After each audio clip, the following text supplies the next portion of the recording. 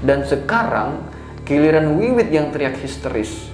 Soalnya mereka melihat Fuad sudah tergantung di atas kayu pelapon rumah pamannya dengan leher yang sudah tercekik dengan seutas tali.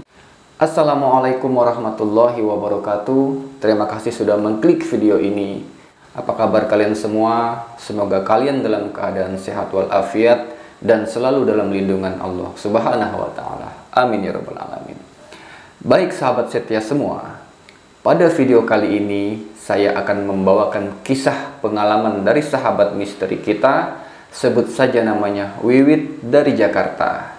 Ketika dia bersama dua orang sahabatnya mendaki Gunung Selamet di Jawa Tengah. Kejadian ini bermula dari keisengan Wiwit dan kedua orang sahabatnya itu makan makanan dari sesajen yang ada di gunung tersebut. Sehingga akibat dari perbuatannya itu mereka harus menanggung segala konsekuensinya, mulai dari mengalami kejadian mistis sampai salah satu dari sahabat mereka harus kehilangan nyawanya. Penasaran dengan kisah lengkapnya? Baik, tanpa berlama-lama, langsung saja kita masuk ke videonya. Berangkat. Tahun 2015, Wiwit bersama kedua orang sahabatnya, sebut saja namanya Fuad dan Rani, baru saja melaksanakan acara wisuda mereka. Dan dalam rangka mengisi kekosongan habis acara tersebut, mereka pun sepakat untuk melakukan pendakian di salah satu gunung tertinggi di Pulau Jawa, yaitu Gunung Selamet.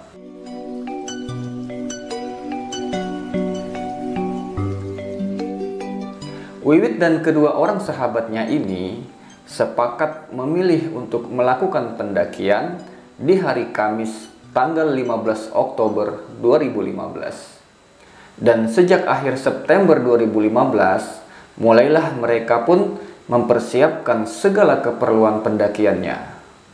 Sedikit informasi tentang Wiwit dan kedua sahabatnya ini. Mereka ini sangat skeptis dengan kepercayaan ataupun tradisi orang Jawa. Dan ini terbukti dari tanggal yang mereka pilih untuk pendakian, yang mana tanggal 15 Oktober 2015 itu, kalau kita cek di penanggalan lama, itu bertepatan dengan tanggal 1 Suro. Dan seolah-olah mereka ini tidak ada rasa takutnya sama sekali untuk menjelajah gunung.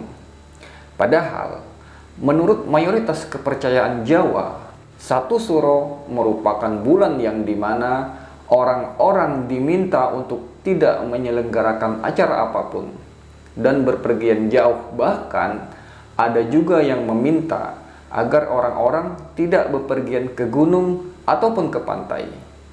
Konon katanya ada sesuatu yang kurang baik akan terjadi bagi siapapun yang melanggarnya. Tapi keyakinan itu tidak berlaku bagi Wiwit dan kedua sahabatnya ini. Singkat cerita, mereka pun memutuskan untuk mendaki Gunung Selamet via jalur Bambangan. Lalu, tanggal 14 Oktober 2015, mereka pun berangkat dari Jakarta menuju ke Purwokerto naik kereta api melalui Pasar Senen jam 5 sore. Dan sampai di stasiun Purwokerto sekitar pukul 11 malam. Setibanya di Purwokerto, mereka tidak langsung mendaki, melainkan menginap dulu di rumah saudaranya Fuad yang ada di Bobotsari. Dan di keesokan harinya, barulah sekitar pukul 7 pagi, Fuad meminta kepada pamannya supaya mengantar mereka ke pos Bambangan. Dan paman Fuad pun bersedia mengantarkan mereka. Lalu, jalanlah mereka dari Bobotsari menuju ke Bambangan. Kurang dari 1 jam perjalanan, mereka pun tiba di base camp Bambangan ini. Dan mereka pun berpamitan sama pamannya Fuad ini. Lalu paman Fuad ini pun berpesan, nanti kalau sudah turun gunung, telepon aja biar paman jemput lagi. Dengan senang hati, mereka pun melakukan pendaftaran simaksi. Dan tak lama kemudian, sekitar jam setengah 9 pagi, mulailah mereka start mendaki. Mereka pun mencoba menikmati segala keindahan yang terpampang nyata di pandangan mereka. Udara sejuk dan pemandangan hijau begitu menenangkan. Dan sekitar jam 1 siang, mereka pun tiba di pos 4 atau yang dikenal dengan pos Samaranto. Dan gak tahu kenapa, di sepanjang perjalanan tadi, mereka sama sekali tidak melihat pendaki lain selain hanya mereka bertiga saja. Pikir mereka, mungkin semua pendaki ada di pos 8 atau pos Samyang Jampang dan pada ngecamp di sana. Soalnya rombongan Wiwit ini pun berencana akan ngecamp di tempat itu. Ketika mereka sedang berada di pos Samaranto ini, Wiwit dan kedua sahabatnya ini melihat ada semacam sesajen yang diletakkan di bawah salah satu pohon besar. Dan sesajen itu ditaruh di atas sebuah tampah atau tempat yang biasa buat ngayak beras. Dan di atas tampah itu terdapat beberapa buah makanan.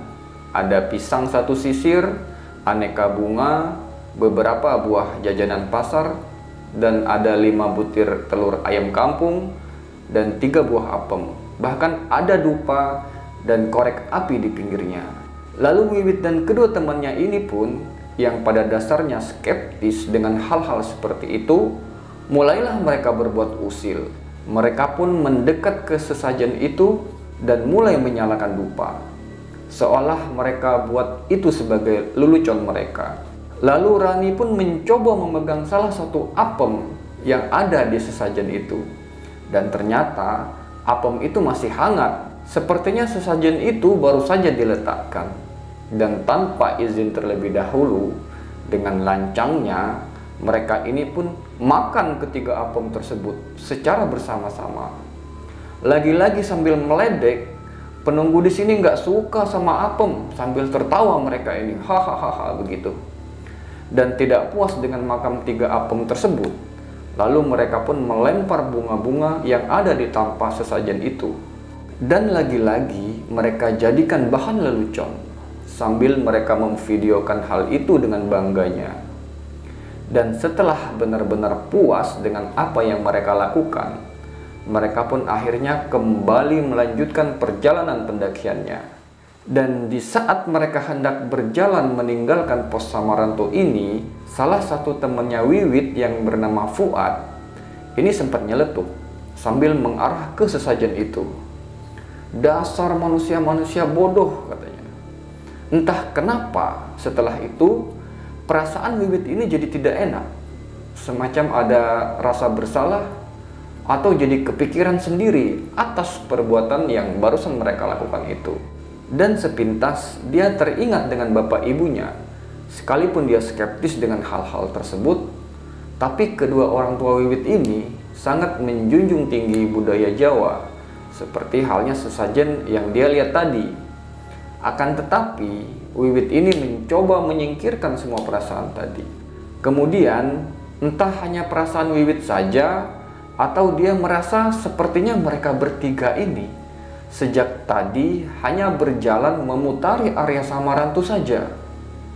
Dan sudah sekitar 1 jam mereka berjalan, dan otomatis Wiwit langsung menyetop teman-temannya dan mulai memperhatikan sekitarnya.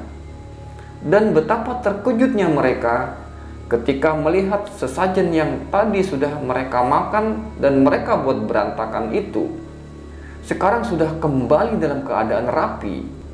Padahal tadi sudah dibuat berantakan oleh Wiwit dan kedua temannya ini. Kok bisa ya dalam pikiran Wiwit ini? Dan anehnya lagi, ketiga apem yang tadi mereka makan, tiba-tiba ada lagi di atas nampan sesajen itu. Tapi mereka tetap sama sekali tidak merasa bersalah. Mereka sadar kalau ada keanehan dengan perjalanan mereka. Lalu mereka pun langsung stop dan berdoa seketika. Selesai berdoa, mereka kembali melanjutkan perjalanan. Dan alhamdulillahnya, setelah itu perjalanan mereka lancar dan sampai tiba di Samyang Jampang dengan selamat. Dan berhubung hari sudah malam, mereka pun segera mendirikan tenda dan ngecamp di situ. Ketika mereka sedang beristirahat di dalam tenda, lagi-lagi mereka merasakan keanehan.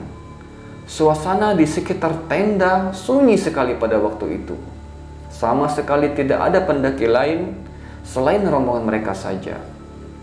Tetapi pikiran itu lagi-lagi mereka buang jauh-jauh. Dan ketika itu, Wiwit satu tenda dengan Rani, sedangkan Fuad tidur sendirian di tenda kecil. Dan waktu menunjukkan jam 9 malam. Mereka semua mulai beristirahat di tenda masing-masing. Akan tetapi, Wiwit dan Rani ini tidak bisa tidur. Malam itu, mereka seperti mendengar ada suara yang mengawasi mereka dari luar tenda. Dan mereka pun sempat keluar untuk mengecek. Tetapi tidak ada siapa-siapa ketika itu. Akhirnya, Wiwit dan Rani pun memutuskan untuk baca-baca novel di dalam tenda mereka. Hingga tak terasa, waktu pun menunjukkan sekitar jam setengah 11 malam. Mereka pun memutuskan untuk tidur, karena keesokan paginya mereka harus melanjutkan pendakian sampai ke puncak. Baru saja mata mereka hendak terpejam, tiba-tiba mereka mendengar seperti suara anak kecil berlarian di sekitar tenda mereka sambil tertawa. Lalu Rani pun sebenarnya ingin keluar untuk sekedar memberitahu anak-anak itu agar tidak bermain lari-larian di tenda mereka. Tetapi Wiwit buru-buru menarik tangan Rani dan melarang Rani untuk keluar. Karena logikanya, kalau itu anak manusia, mana mungkin ada orang tua yang mengizinkan anaknya di tengah malam begitu keluyuran di atas gunung. Sejenak Rani terdiam. Dia mencoba menelaah perkataan Wiwit tadi. Dan tak lama setelah mendengar suara itu, mereka berdua merasakan hawa yang sangat tidak enak di sekitar tenda mereka. Dan tiba-tiba datanglah angin yang sangat kencang berhembus dan berusaha menerpa tenda mereka. Lalu bulu kuduk keduanya pun tiba-tiba merinding. Baru kali itu mereka merasakan yang namanya takut. Untungnya semua hanya terjadi sekitar 10 menitan. Kemudian suasananya kembali senyap. Lalu setelah membaca doa, mereka berdua pun berusaha untuk terlelap. Tapi lagi-lagi di saat mereka baru saja hendak terlelap, kembali mendengar suara keramaian seperti suara anak kecil yang sedang bermain. Anak-anak itu kompak menyanyikan sebuah tembang dolanan zaman dulu yang berjudul Lir Ilir. Dan mendengar suara yang begitu berisik, Rani pun mulai merasa geram dan bertekad keluar tenda ingin melihat siapa pemilik suara di luar sana. Meskipun Wiwit berusaha menahan Rani, sepertinya kekesalan Rani ini sudah tidak bisa ditahan lagi. Sehingga Rani pun keluar tenda untuk memastikan asal suara tersebut. Sedangkan Wiwit tetap menunggu di dalam tenda sambil terus kepikiran tentang perbuatan mereka terhadap sesajen yang ada di Samarantu tadi siang. Belum sempat Wiwit ini hendak melanjutkan peristirahatannya, tiba-tiba dia terkejut manakala mendengar suara Rani yang berteriak dari arah luar tenda. "Ya Allah, Fuad, kamu kenapa?" Teriakan Rani ini benar-benar membuat Wiwit ini tersadar. Ia tersadar dari lamunannya dan segera keluar tenda dan menghampiri Rani. Akan tetapi, jari Rani malah menunjuk ke sebuah sudut.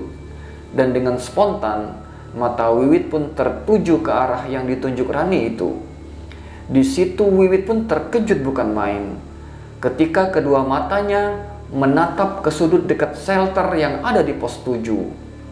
Di sana dia melihat banyak sekali anak-anak kecil dengan aneka wujud yang sangat aneh. Ada yang badannya anak kecil, tetapi wajahnya sudah dewasa, alias manusia kerdil. Ada anak kecil perempuan berkepala dua dengan muka hancur. Ada juga anak kecil berkepala botak, tetapi kedua bola matanya ini tidak ada. Dan masih banyak lagi wujud-wujud yang tak kalah menyeramkan. Tapi yang membuat mereka terkejut bukanlah itu, melainkan sosok Fuad ada di antara anak-anak kecil itu, seolah sedang asik bermain bersama anak-anak itu. Dia sedang asik memainkan sebuah permainan lempar batu sambil berjongkok dan sambil membelakangi Rani dan Wiwit ini.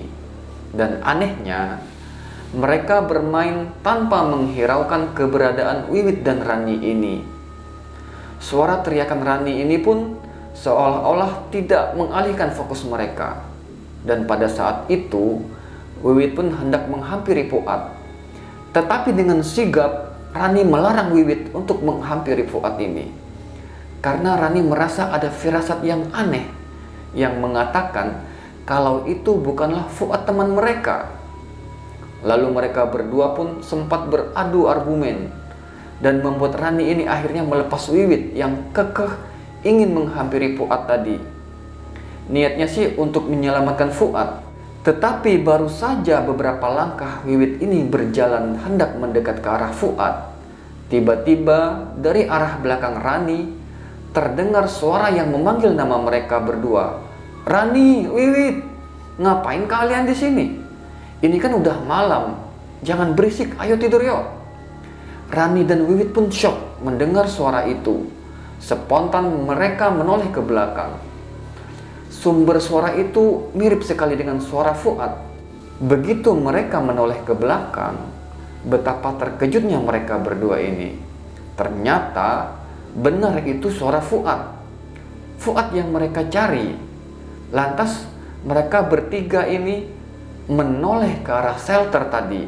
Pas mereka melihat ke arah sudut itu lagi, ternyata sosok Fuad dan anak-anak kecil tadi sudah menatap ke arah mereka dengan bola mata yang putih dan senyum yang menyeringai menakutkan. Wiwit dan kedua temannya ini pun terkejut bukan main. Bagaimana bisa kok sosok itu menyerupai wujud Fuad? Entahlah, mereka bertiga tidak tahu jawabannya.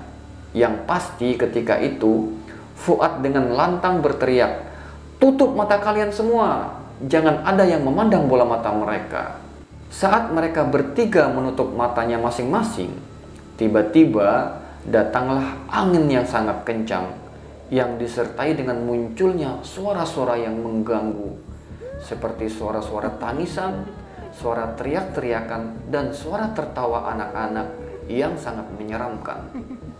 Dan ini cukup membuat bulu kuduk siapapun yang mendengarnya jadi merinding. Dan kejadian itu cukup lama berlangsung, sekitar 15 menitan. Dan akibat kejadian itu, Rani pun tidak kuat dan akhirnya jatuh pingsan. Dan merasa angin kencang dan suara itu sudah mulai menjauh, yang sudah dalam kondisi sunyi, Fuad dan Wiwit pun memberanikan diri untuk membuka mata mereka, melihat keadaan sekitar yang sudah dalam keadaan sunyi dan senyap. Dan secepat mungkin mereka membawa Rani masuk ke dalam tenda, lalu berusaha menyadarkan Rani. Setelah Rani sadar, mereka putuskan untuk istirahat dan tidur bertiga dalam satu tenda.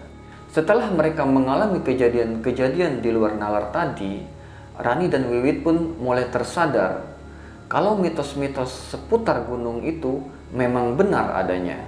Tetapi sayangnya, di situ Fuad masih bersikap angkuh, dan dia satu-satunya orang yang tidak sependapat dengan pemikiran Wiwit dan Rani ini. Dan kejadian tadi bagi Fuad hanyalah sebuah kebetulan. Bahkan Fuad berpikir kalau tadi hanyalah halusinasi mereka saja. Bisa jadi mereka memang dalam keadaan capek, makanya berhalusinasi aneh-aneh. Mendengar itu jelas memancing emosi Wiwit dan Rani. Bagaimana bisa Fuad menganggap itu sebagai halusinasi kalau faktanya kejadian tersebut memang mereka alami secara nyata. Lalu perdebatan itulah yang membuat Fuad akhirnya keluar dari tenda dan dia tidur sendiri dalam tenda kecilnya. Wiwit dan Rani pun sedikit heran dengan sikap Fuad ini. Kalau dia masih bersikeras, skeptis dengan hal-hal seperti ini. Lantas, untuk apa tadi dia menyuruh teman-temannya menutup mata ketika sosok tadi hendak menyerang? Dan secara tidak langsung, Fuad menyadari beberapa mitos yang dia ketahui. Hanya saja dia sedikit naif. Akhirnya, mereka pun memutuskan untuk tidur dan keesokan paginya, sekitar jam 9, mereka baru bangun dan kesiangan. Lalu begitu Wiwit dan Rani keluar tenda, nggak taunya di situ sudah ada pendaki lain yang menggelar tendanya di dekat tenda mereka. Pendaki-pendaki itu melihat Wiwit dan Rani pun kebingungan. Mereka juga ikut kebingungan melihat pendaki-pendaki itu. Belum selesai dengan itu semua, tiba-tiba Fuad menghampiri Wiwit dan Rani sambil marah-marah. Fuad bilang kalau mereka kesiangan karena Rani dan Wiwit pakai adegan drama semalam. Otomatis Rani dan Wiwit menjadi terheran-heran melihat sikap Fuad yang tahu-tahu berubah jadi temperamen. Tetapi Rani dan Wiwit memilih mengalah dan membiarkan Fuad dengan caciannya. Hingga Fuad pun masuk dan kembali ke dalam tendanya. Dengan mimik dan muka kesal, Wiwit pun berusaha menenangkan emosi Rani yang hampir meledak melihat tingkah laku Fuad tadi. Setelah tenang, mereka berdua memilih untuk sarapan dan rencananya akan bermalam lagi. Di saat mereka berdua sedang sarapan, ada salah satu pendaki cowok yang nyamperin mereka dan memberi mereka roti dan teh hangat.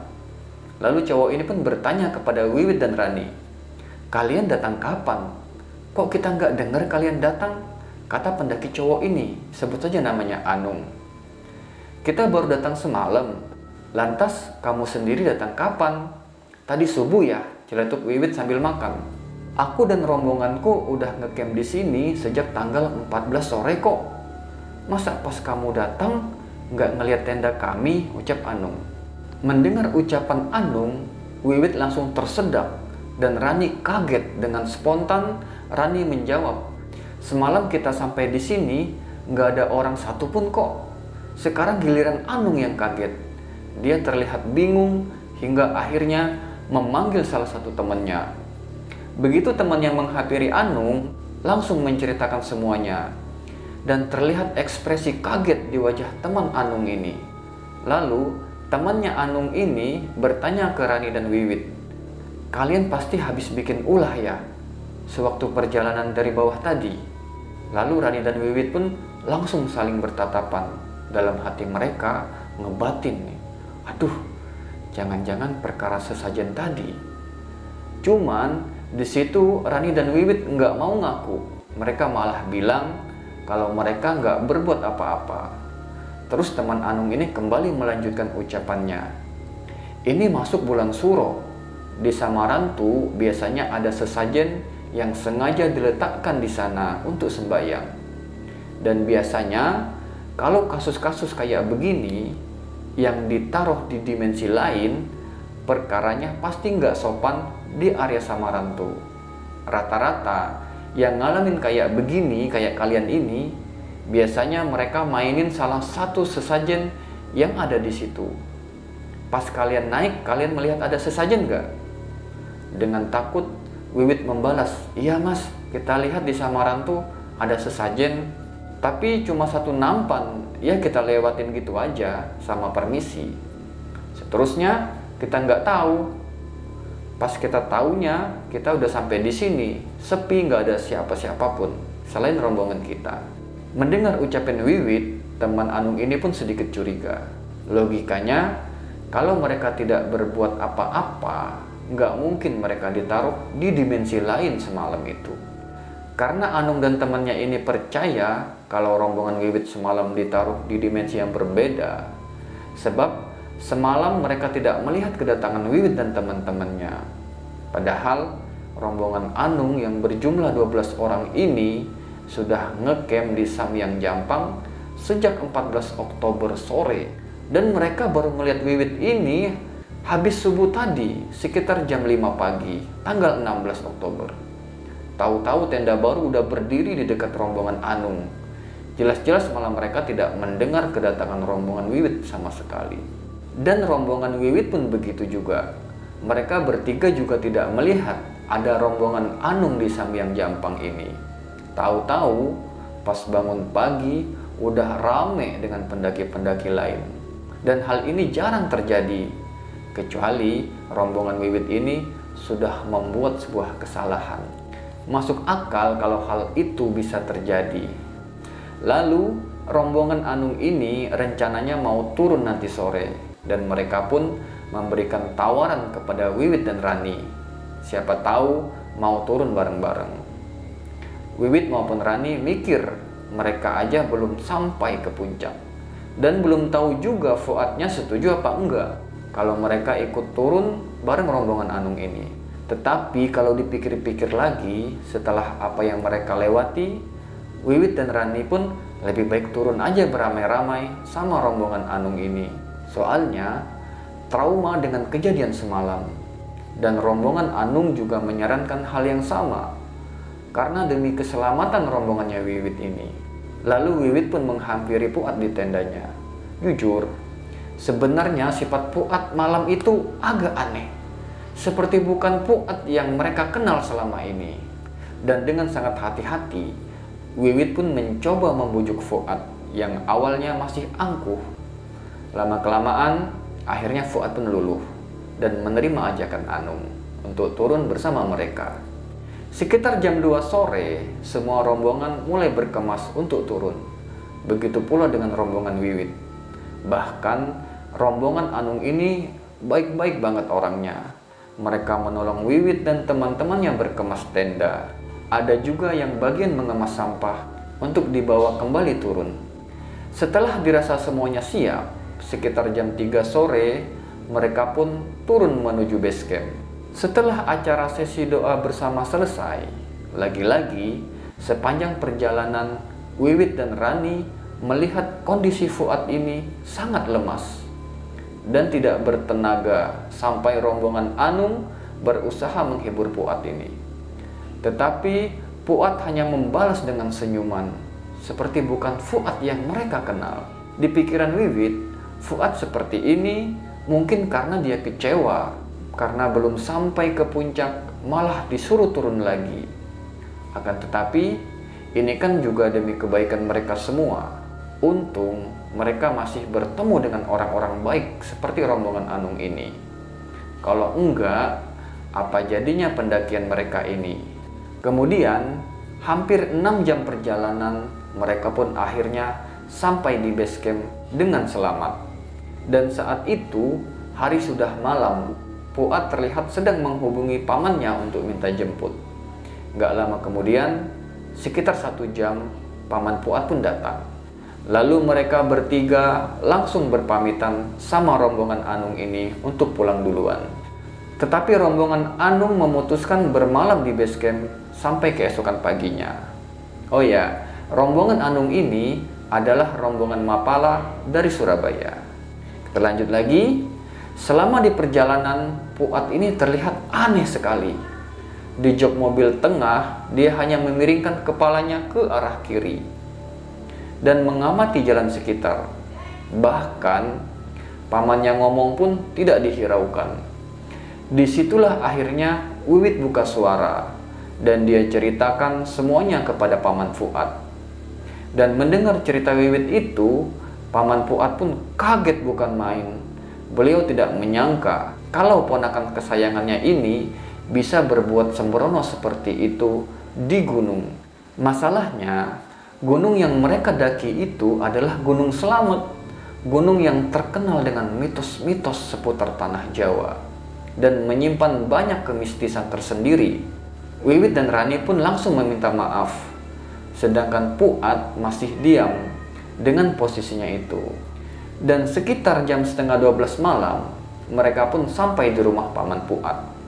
Lalu Fuad segera turun dan sedikit membanting pintu mobil.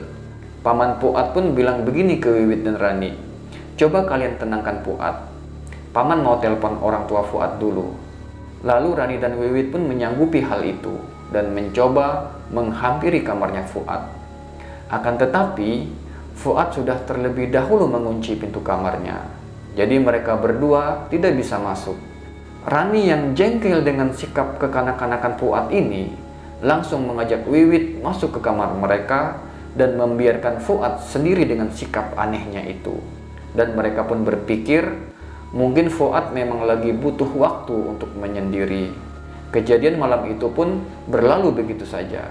Kemudian keesokan harinya, sekitar jam setengah 8 pagi, Rani dan Wiwit pun terbangun karena mendengar suara bibi Fuad yang membangunkan mereka. Pas mereka buka pintu kamar, bibi Fuad bilang, "Tolong kalian bangunin Fuad ya, terus ajak sarapan bareng. Soalnya dari tadi bibi panggil, kok nggak nyaut-nyaut? Apa masih marah ya Fuad?" Dalam pikiran bibinya ini, "Coba deh kalian yang ngomong, mungkin bisa luluh. Bibi mau ke dapur dulu angkat nasi ya." Ya udah, mereka pun menurunkan ego dan mencoba membangunkan Fuad. Lalu pintu kamar Fuad pun digedor sekencang-kencangnya oleh Wiwit dan Rani ini. Tuh kan, Fuad masih belum bangun-bangun juga, nggak ngerespon sama sekali. Akhirnya, Rani pun berinisiatif ke samping rumah untuk memanggil Fuad dari jendela samping. Wiwit masih memanggil-manggil Fuad dari depan pintu kamarnya. Dan gak lama kemudian, Wiwit pun kaget mendengar teriakan Rani yang menyebut nama Fuad. Wiwit pun langsung berlari menghampiri Rani. Setelah tiba di samping Rani, Wiwit melihat Rani ini ketakutan sambil memandang ke arah jendela kamar Fuad. Lalu Wiwit pun melongok ke jendela kamar Fuad. Dan sekarang giliran Wiwit yang teriak histeris. Soalnya mereka melihat Fuad sudah tergantung di atas kayu pelafon rumah pamannya dengan leher yang sudah tercekik dengan seutas tali. Memang kamar-kamar di rumah paman Fuad ini tidak dipasangi plafon, jadi view-nya langsung ke rangka atap dan genteng. Dan melihat keadaan Fuad yang sudah tergantung seperti itu, Wiwit pun langsung menarik tangan Rani dan melaporkannya ke paman Fuad. Dan paman Fuad pun kaget. Beliau pun segera mendobrak pintu kamar Fuad, dan begitu pintu kamar Fuad terbuka, mereka sudah mendapati Fuad dalam keadaan kaku dan masih memakai baju semalam yang dia kenakan. Akhirnya paman Fuad pun menghubungi kantor polisi terdekat dan ambulan. Beliau juga menghubungi orang tuanya. Dan pada saat polisi sampai, jenazah Fuad pun langsung dievakuasi dan dilarikan ke rumah sakit terdekat. Setelah menjalani pemeriksaan lebih lanjut, polisi memastikan kalau Fuad ini meninggal murni akibat bunuh diri dan tidak ada tanda-tanda kekerasan ataupun pembunuhan yang dilakukan orang lain. Tapi polisi tidak bisa mengungkap motif di balik tindakan nekat yang dilakukan Fuad waktu itu. Lalu selesai dimandikan dan dikafani, jenazah Fuad pun langsung diantar ke Jakarta menggunakan ambulan. Sedangkan Rani dan Wiwit, mereka menumpang di mobil paman Fuad dan ikut mengiringi mobil ambulan dari belakang.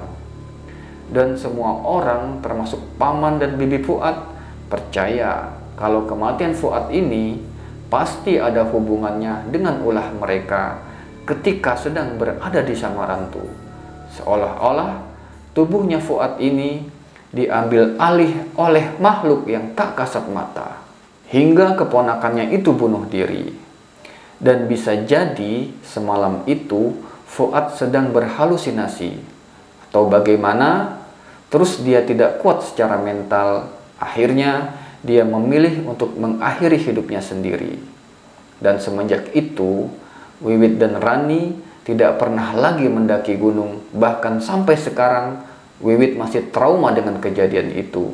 Dia masih kerap memimpikan Fuad yang ketakutan sambil menangis. Dan terlepas benar atau tidaknya perihal mimpi Wiwit itu, dia berharap Fuad tenang di alamnya dan tak merasakan kesakitan seperti dalam mimpinya. Dan setelah acara pemakaman Fuad selesai, paman dan bibinya pun kembali ke desanya bersama seluruh keluarga Fuad, Tujuannya untuk meminta maaf atas perbuatan anaknya. Jadi, menurut informasi dari adiknya Fuad, mereka beramai-ramai pergi ke area Samarantu sambil membawa sesajen komplit. Setelah itu, mereka melakukan semacam ritual kecil dan diakhiri dengan penyerahan sesajen baru. Mereka semua pulang ke rumah paman Fuad dengan harapan semoga mereka memberikan maaf atas kelancangan sikap Fuad dan memohon agar arwah Fuad tenang di alamnya. Karena keluarganya masih kerap mendengar suara tangisan Fuad menjelang tengah malam, dan suara itu terdengar dari area kamar Fuad. Dan bukan hanya itu, paman dan bibi Fuad juga masih kerap mendengar suara ribut berantakan di kamar bekas Fuad melakukan gantung diri. Wallahu a'lam. Semuanya hanya menjadi rahasia Allah Subhanahu wa taala. Oke, sahabat misteri, begitulah kisah pengalaman Wiwit dan sahabat-sahabatnya ini. Mudah-mudahan kita bisa mengambil pelajaran dari kisah ini. Dan tidak lupa juga kita doakan agar almarhum Fuad diampuni segala dosanya, dilapangkan kuburnya, dan diterima segala amal ibadahnya oleh Allah Subhanahu wa taala. Amin ya rabbal alamin. Jika kalian suka dengan kisah Wiwit ini, silakan tekan tombol like, atau jika kalian memiliki pengalaman yang sama dengan Wiwit ini, silakan komentar di bawah. Dan jangan lupa ikuti kisah pengalaman misteri lainnya yang bisa memberikan kita pengalaman dan inspirasi. Saya tunggu kalian di sana. Terima kasih. Assalamualaikum warahmatullahi wabarakatuh.